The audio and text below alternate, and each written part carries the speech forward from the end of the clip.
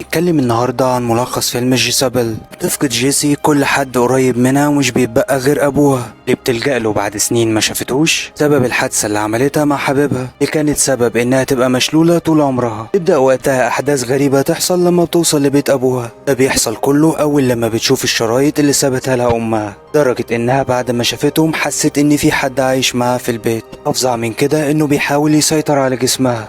يا ترى ده هيحصل ازاي؟ ده اللي هنشوفه في فيلمنا. بس قبل ما نبدأ، لو لسه جديد في القناة ما تنساش تعمل اشتراك وتفعل الجرس. في بداية الفيلم بتكون جيسي مع حبيبها، بنلاحظ وقتها انهم بينقلوا حاجتهم عشان ينقلوا لمكان جديد، بس للأسف وهم في الطريق بيتعرضوا لحادثة كبيرة جدا اللي بسببها بينتقلوا لأقرب مستشفى هما الاتنين. بس للأسف بتفقد جيسي الطفل اللي موجود في بطنها وكمان حبيبها. بعد مرور شهرين بترجع جيسي لحالتها الطبيعية مرة تانية، باستثناء إنها مش هتقدر تمشي على رجليها مرة تانية. لما بيجي وقت خروجها للمستشفى مش بتلاقي حد يستقبلها غير والدها اللي اضطرت إنها تتصل بيه لأنها ما شافتهوش بقالها سنين. في تاني يوم الصبح فعلا بيجي وبياخدها بعربيته، بيوصلها بعدها للبيت اللي اتولدت فيه. أول لما بتدخل جيسي بتلاحظ الفوضى اللي موجودة فيها البيت. يبدأ بعدها يوريها الأوضة اللي هتقعد فيها واللي كان مخبيها بشكل غريب، وكمان يقول لها إن الأوضة دي بتاعت أمها قبل ما تموت. طبعا أول ليلة في جيسي كانت صعبة، مكانتش عارفة إنها تنام، خصوصا لما ببص في المراية اللي جنبها في الأوضة، عشان كده بتحوط السرير بستارة.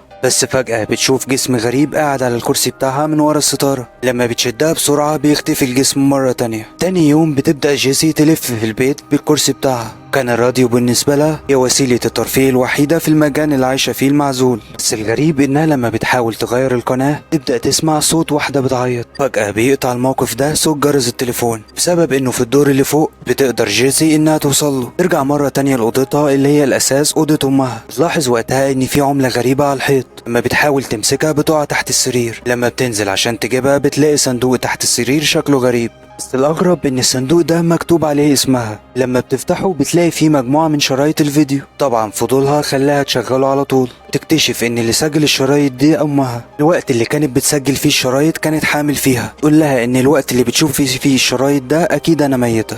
إنها وصت والدها إن يديها الشرايط دي في عيد ميلادها ال18. كمان بتوصيها إنها تسلم لها على الطباخة بتاعتهم إيفيس لو لسه موجودة معاهم في البيت. طبعا جيسي كانت فرحانة جدا إنها شايفة أمها. ساعتها بتقرر انها تلعب معاها اوراق الحظ. تبدا وقتها تقول لها توقعات مستقبليه غريبه، كانت من ضمنها ان جيسي لما تكبر هتبقى بتحب البحر. بس جيسي وقتها بتقول لها انها حتى مش بتعرف تعوم. كمان بتقول لها انك مش لوحدك في البيت وفي كيان بيحوم حواليكي. الكيان ده واحده ست. الحاجه اللي عايزاها انها تخرج من البيت. فجاه بيدخل عليها ابوها وبيطفي التلفزيون، يسالها عن المكان اللي جابت منه الشرايط وبيبدا كمان يكسرهم. ساعتها بياخد الكرسي بتاعها المتحرك بحيره اللي كانت جنب البيت وبيوقعها فيه، ده عشان يمنع تطفل جيسي الزيادة عن اللزوم. طبعا جيسي كانت مصدومة من تصرف أبوها. لما بيجي الليل بنلاحظ إن التلفزيون شغال على صورة أمها. ساعتها كانت جيسي نايمة على سرير في الصالة. بيدخل عليها وبيكون معاها ناس من الإسعاف اللي بيربطوها في السرير اللي نايمة عليه. بس فجأة بيدخلوها على جسم شبه جسمها بالظبط. تعدي بعدها على طلاسم غريبة موجودة على أرض البيت. كان قاعد قدامها شخص أسود البشرة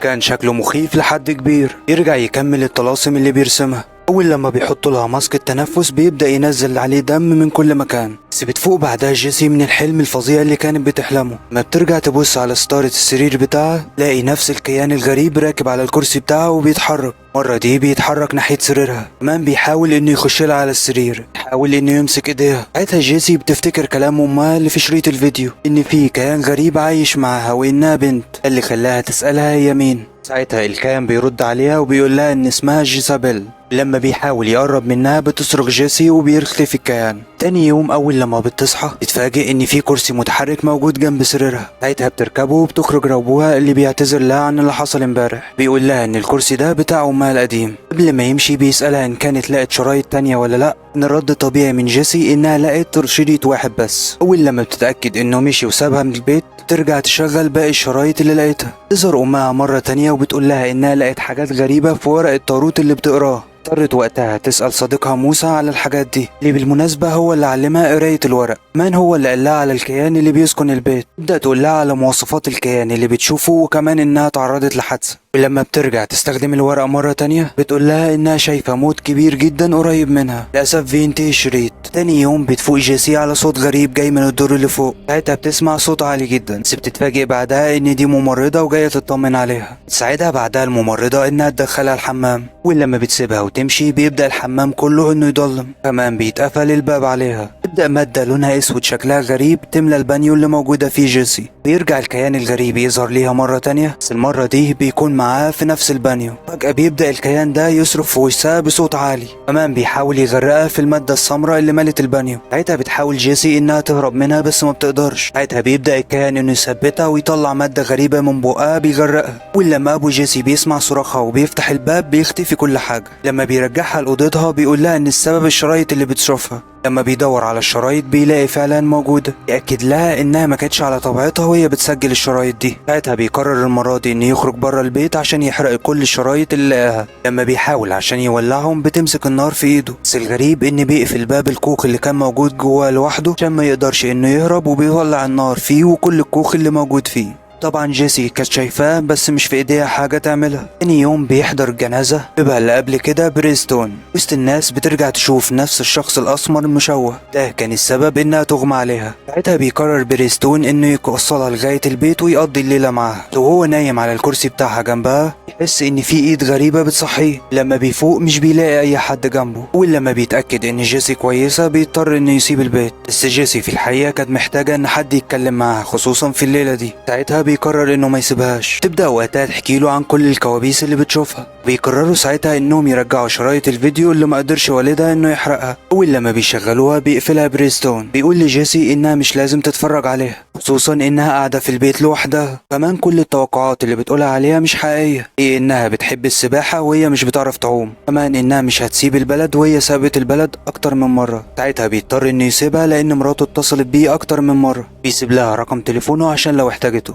تحاول بعدها جيسي تتأقلم على حياتها الجديدة. للأسف مش بتقدر تقاوم وبترجع تشغل الشرايط مرة تانية. المرة دي كان بيظهر أبوها وأمها مع بعض اللي كان واضح فيها كمية الحب اللي موجودة ما بينهم. يظهر في الشريط الطباخة ديفيس. لما بترجع تشغل شريط تاني تبدأ أمها تقول لها إنها هتموت. فجأة بتقع الإزازة اللي قدامها من غير أي سبب وبتتكسر في التلفزيون. ده اللي خلاها تتصل بسرعة ببريستون. بس بترجع تسمع أصوات غريبة جاية من الدور اللي فوق. تسمع الخطوات دي بتجري وبتنزل من على السلالم. فجأة بيبدأ الكرسي اللي موجود عليه انه يتحرك. وقفها قدام المراية اللي موجودة في الصالة. ساعتها بتشوف نفس الكيان الغريب واقف وراها في المراية. تسمع صوت غريب بيطلب منها انها تقرب. اول لما بتمد ايديها عشان تحاول تلمس المراية بتقع وبتتكسر. تتفاجئ وقتها بحفرة في الجدار موجود جواها شريط من الشرايط اللي مسجلاها امها. تاني يوم بتصحى جيسي وبتبص للخمرة اللي كانت بتشربها. تفتكر ان كل اللي حصل امبارح بسببها. بيرجع بريستون يجيلها عشان يطمن عليها. لاحظوا وقتها ان في حاجات في الغابة بتلمع بشكل غريب. ساعتها بيقرروا انهم ياخدوا قارب صغير ويتحركوا ناحية الغابة. ولما بيوصلوا بيلاحظوا ان في حاجة عايمة في البحر. ساعتها بينزل بريستون عشان يعرف هي ايه، بس بيتفاجئوا انها عروسة لعبة. انصدموا وقتها اول لما بيلاقوا شاهد قبر مكتوب عليه جيسابيل،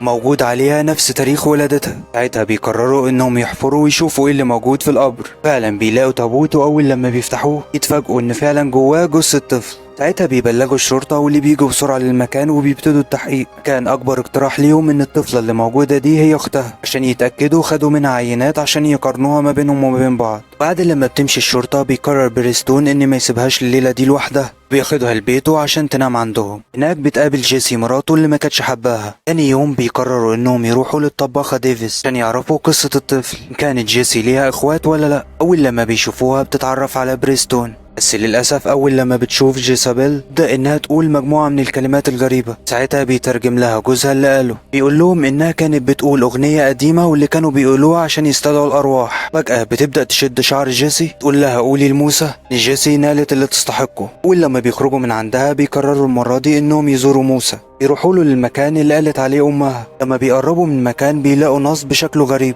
في وسطه موجود صورة موسى. فجأة بيدخلوا عليهم كل قرايبه بشكل غريب، بيهجموا على بريستون وبيضربوه. قرروا بعدها انهم يسيبوهم ويمشوا من المكان. اول لما بريستون بيوصلها البيت بيقول لها ان المرة دي مش هيسيبها لوحدها، انه هيدخلها البيت تجيب كل اللي عايزاه عشان تبات عنده في شقته. فعلا بيبدأ انه يشيلها ويحاول يقعدها على كرسيها. بيدخلها اوضتها عشان تجيب كل هدومها. اديله ساعتها شنطة عشان يطلعها على العربية. لما بيرجع مرة تانية ويدخل الشقة عشان يجيبها يبدأ انه يشيلها ويوصلها للعربية، يتفاجئ ان اللي موجودة جنبه واللي كان شايلها هي نفس الكيان الغريب. الحقيقة ان جيسي لسه في البيت. بيبدأ الكيان انه يهجم على بريستون وتحاول انها تقتله، فعلا بتخبطه على راسه فبيغمى عليه. اول لما بتخرج جيسي بتتفاجئ باللي حصل له وبتتصل بالاسعاف. لما بيوصلوا بيضطروا انهم ينقلوه للمستشفى.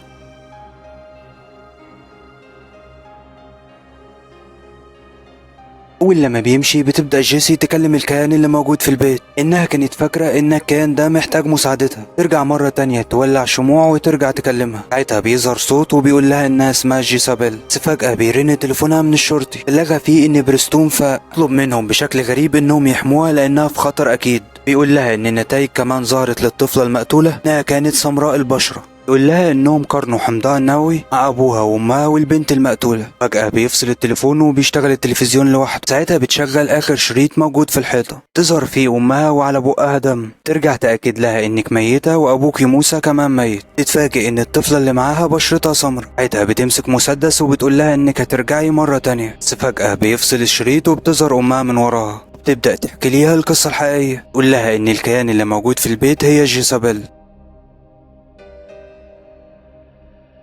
اللي كانت مخلفاها مش من جوزها، اللي طبعا عرف خيانتها اول لما شاف لون بشرة الطفلة. اللي قرر وقتها انه يتخلص من الطفلة ويقتلها. رمى جثتها وقتها في المية. كان ابو الطفل الحقيقي هو موسى، ولما عرف راح وولع في بيته. ولما انتحرت مراته اضطر بعدها انه يتبنى بنت لون بشرتها بيضة عشان يداري على جريمته. طبعا قرايب موسى خدوا البنت من البحر وعملوا لها قبر. قبل ما يدفنوها عملوا عليها طقوس سحر غريبة. بس فجأة بيرجع موسى يظهر قدامها مرة تانية. بيبدأوا هما الاتنين انهم يربطوها من ايديها في الكرسي، يرسموا على دماغها علامة غريبة بالدم. بدأوا ساعتها انهم يتحركوا بيها ناحية البحيرة اللي جنبهم. نفس الوقت بيكون وصل بريستون للبيت. يتفاجئ ساعتها اول لما بيشوف جيسي بتتحرك بسرعة غريبة ناحية البحيرة. الغريب انها بتطلب المساعدة بصوت عالي، كمان هي اللي بتكون بتحرك الكرسي بايديها لغاية لما بتوصل للبحيرة وبتقع فيها. وساعتها بتشوف قدامها جيسابيل الحقيقية اللي بتاخد الاسورة اللي كانت موجودة في ايديها وبتحطها في ايديها هي. ساعتها بتلمس قورتها وبتطلع هي لسطح البحر. ولما بتخرج بتكون جيسابيل. طبعا بريستون بينط وبينقذها.